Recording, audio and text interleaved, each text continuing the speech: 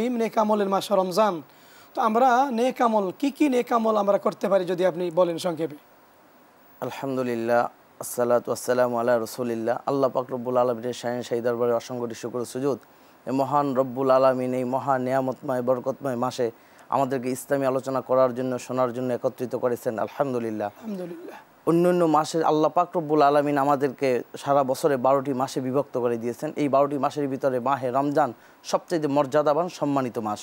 এটা এই কারণে সবচেয়ে মর্যাদাবান যে আল্লাহ পাক রব্বুল আলামিন কুরআনুল কারিমে বলেন, আল্লাহ পাক রব্বুল আলামিন কুরআনুল কারিমের মধ্যে বলেন, বিসমিল্লাহির রহমানির রহিম, শাহরু রমাদান আল্লাযী উনজিলা ফীহিল কুরআন। আল্লাহ পাক রব্বুল আলামিন রমজান মাসে কুরআনুল কারিমকে নাজিল করেছেন।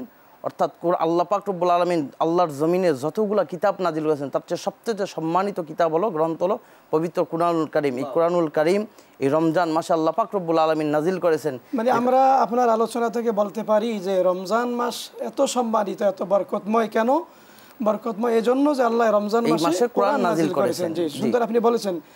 এখানে এই যে কোরআন আল্লাহ যে নাজিল করেছেন রমজান মাস, কোরআন তো একটা গুরুত্বপূর্ণ নেক আমল।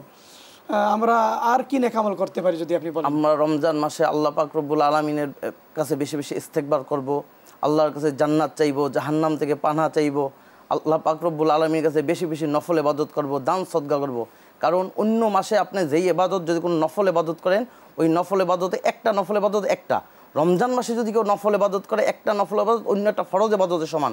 যা আমরা জানি যে যদি সারা জীবন আমরা কোনো ফরজের বিপরীতে নফলকে দাঁড় করাই, সমান হয় না। কিন্তু আল্লাহ পাক রব্বুল আলামিন এই রমজান মাসকে এত সম্মানিত করেছেন যে এই রমজান মাসে যদি আমরা একটি নফল ইবাদত করি, আল্লাহ পাক রব্বুল আলামিন আমাদেরকে অন্য অন্য মাসের একটা ফরজ ইবাদতের সমান সওয়াব দান করেন। আমরা যেটা ফরজ ইবাদত করি, তাহলে আল্লাহ পাক রব্বুল আলামিন অন্য মাসের ৭০টা ফরজ ইবাদতের সওয়াব দান করেন।